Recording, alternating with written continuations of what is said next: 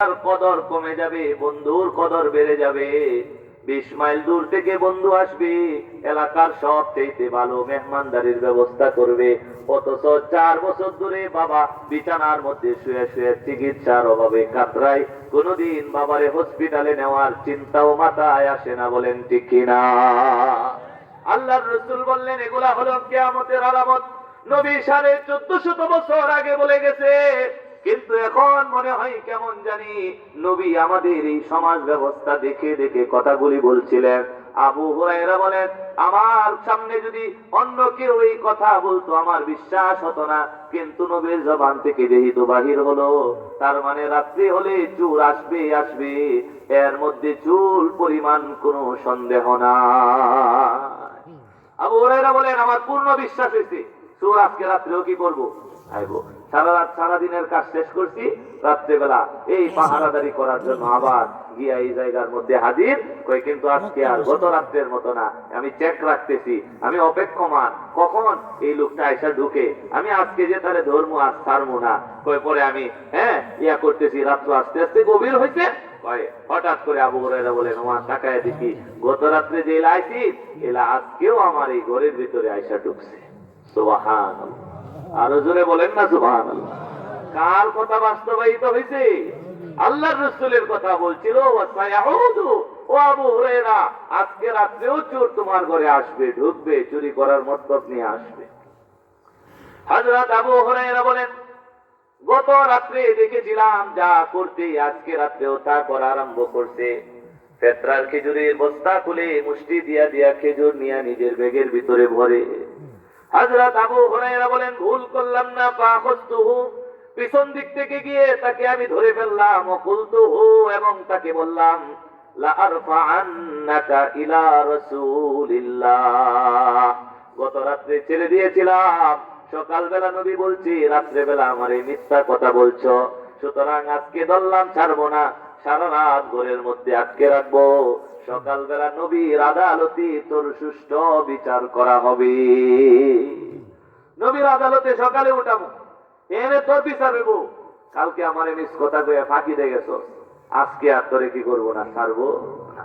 আবু হুরায়রা বলেন, এই কথাটুকু বলছি, পরে কান্দে দিছি, চোখ দিয়ে পানি পড়তেছে, গাল বায়া বায়া টপ টপ করে পানি পড়ে। আর শাকা হাজাতান শাদীদাতান ওয়া ইয়ালা, পরিবারের অভাব অনটন। বলে, ভাই রে, এই ছোট ছোট বাচ্চারা যখন অনাহারে থাকে তখন খুব কষ্ট লাগে। নানান কিচ্ছা কাহিনী শোনানো আরম্ভ করছে। আবু হুরায়রা প্রথম দিক দিয়ে খুব শক্ত অবস্থান নিছিল, কিন্তু এক পর্যায়ে সাহাবী তো, আমাদের চাইতে দিলের মধ্যে দয়া কম ছিল। হ্যাঁ, বেশি গত্তানি বেশি, অল্প বেশি না অনেক বেশি? অনেক বেশি। কয়, আমরা যদি কুয়া হই তাহলে হেরা সাগর। কথা ঠিক না? আমরার ভিতরে কে দয়া মেয়া, একবার সামান্য একটু বিপদ বসে কয়ে ধাক্কা দেওয়া করে পুরা বিপদ ডুবাই দিই। কয়েকজনের ছেলে আমার পাশের বাড়ি, মানে আমার লগের ঘরের এক ছেলে বিদেশ গেছে, এখন জেলখানা।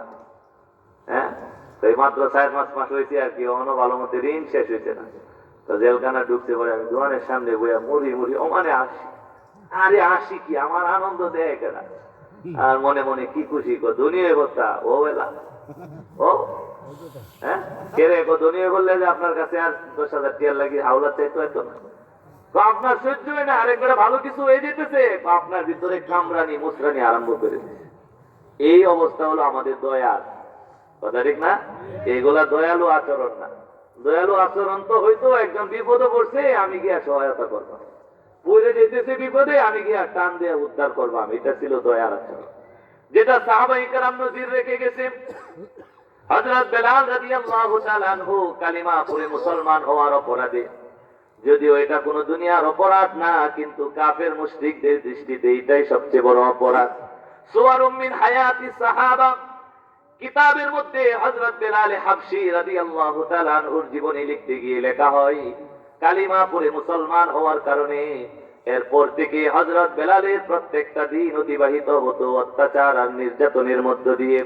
যখন সূর্য উদিত হতো, মরুভূমির বালিগুলি উত্তপ্ত হয়ে গরম হয়ে যেত, ওই সময়ে ওনার দেহ থেকে কাপড়গুলি খুলে নিয়ে এরপরে খালি গায়ে চিৎ করে মরুভূমির বালির উপর শোয়া দেওয়া হতো। গলার মধ্যে রশি লাগায়া মরুভূমির গরম বালির উপর দিয়ে টানা হতো, বিশাল আকৃতির পাথর বুকের উপর দিয়া চাপা দেওয়া হতো। উমাইয়া বারবার বলতো, বেলাল, লাত, মানাত, উজ্জা, হুবল, এদের নামগুলি নিয়া নিয়া জিহ্বা দিয়া জিকির কর, তবেই তো আমাদের কাছে শান্তি লাগে, আযাব কমায় দেই। হযরত বেলাল রাদিয়াল্লাহু তাআলা আনহু ডাক দিয়া বলতেন, উমাইয়া রে, তুই আমার মালিক হতে পারিস, কিন্তু লাত, মানাত, উজ্জা, হুবলের নামের জিকির আমার জিহ্বার মধ্যে মজা লাগে না। আমার জিহ্বার মধ্যে কেবল একজনের জিকির মজা লাগে, জুড়ে বলেন তিনি কে? আল্লাহর ওয়াহদানিয়াতকে ভুলে যায় নাই, আল্লাহর সাথে কাউকে শরীক করে নাই। এই কারণে হযরত বেলাল বলার আগ্রহ করত, আল্লাহু আহাদ, আল্লাহু আহাদ। পুরোটা বলার ক্ষমতা হয় না, শুধুমাত্র এতখানি বলে আল্লাহরে জানায়া দিলেন, রব্বুল আলামিন, লাত, মানাত, উজ্জা, হুবলকে তোমার সঙ্গে শরীক করলাম না। আল্লাহ তোমারে জানায়া দিলাম, আহাদ, আহাদ, আহাদ, আল্লাহ এক, আল্লাহ এক, আল্লাহ এক। হযরত আবু বকর দেখছে, চিন্তা করছে, আহারে, এই অপরাধের কারণে এইভাবে শাস্তি, এটা মেনে নেওয়া যায় না। সিদ্ধান্ত নিছে, যত পয়সা লাগুক না কেন, নিজের সম্পদ দিয়া বেলালকে কিনে আল্লাহর জন্য আজাদ করে দিব। দৌড়াইয়া উমাইয়ার কাছে গেছে, চিন্তা ভাবনা করে গেছে, যাই দাম হাকাক না কেন, বেলালকে না কিনে খালি হাতে ফিরে আসবো না। জিজ্ঞাসা করলো, উমাইয়ারে, বেলালকে আমি কিনতে চাই, বল কত দাম চাইবি, কত হলে বেলালকে বিক্রি করবি? উমাইয়া চিন্তা করছে, সুযোগ একটা পাইছি, এত চড়া দাম চাইবো যাতে আবু বকর ভয় পায় যায়। 9 উকিয়া দাম চাইছে, যেটা বর্তমান যুগের টাকায় 7-8 লক্ষ টাকা হবে। কত দাম চাইছে? 7-8 লাখ। কোথাও দেখি নিলে যাবে। উমাইয়া ভাবছে আবু বকর নি ধরায় পড়ে। হযরত আবু বকর সাথে সাথে টাকা পরিশোধ করে 9 উকিয়া দেয়া বলতেছে, নে তোর টাকা, দে বেলাল। জোরে কন্যা সুবহানাল্লাহ, নে টাকা, দে বেলাল। হযরত বেলালকে কিনে ফেললেন। বেচা কেনা হয়ে যাওয়ার পর উমাইয়া বলে, আবু বকর, একটা কথা বলবো নি? বলে, বল, কি বলতে চাস? উমাইয়া বলে, ইচ্ছা করে দাম বেশি চাইছিলাম, ভাবছিলাম তুমি ভয় পাওয়া যাইবা, কিনতে চাইবা না। 1 উকিয়া দাম বললেও আমি বেলালকে তোমার কাছে দিয়ে দিতাম, আটকাইতাম না। ইচ্ছা করে দাম বেশি চাইছি, তুমি বেশি দিয়া কিনে ঠকে গেছো। আমার ভাই হযরত আবু বকর ডাক দিয়া বলে, উমাইয়া, নিয়ত করে আসছিলাম, আল্লাহর উপর ভরসা করে আসছিলাম, খোদার কসম 9 উকিয়া না। যদি বেলালের দাম আজকে তুই 100 উকিয়াও চাইতি, এরপরেও বেলাল রে তোর কাছে রাইখা যাইতাম না। নিজের সম্পূর্ণ টাকা দিয়া হলেও বেলালকে কিনে তোর কাছ থেকে আমি বেলালকে মুক্ত করে দিতাম। হযরত বেলালকে আবু বকর কিনলেন। এরপরে জানায় দিলেন, আজকে থেকে পৃথিবীর আর কারো দাসত্ব তুই করবি না, আর কারো গোলামীর জিনজির তোরে আবদ্ধ করে রাখতে পারবে না। নবীর দরবারে যাওয়া থেকে কেউ তোরে আটকাবে না, আল্লাহর আনুগত্য করা থেকে কেউ তোরে বাধা দিবে না। বেলাল রে, পৃথিবীর আর কারো গোলাম তুই না, তুই আজকে থেকে মৃত্যু অবধি একজনের গোলামি করবি। জোরে আওয়াজ দিয়ে বলেন তিনি কে? এইটা ছিল সাহাবাদের ভিতরে দরদের অবস্থা।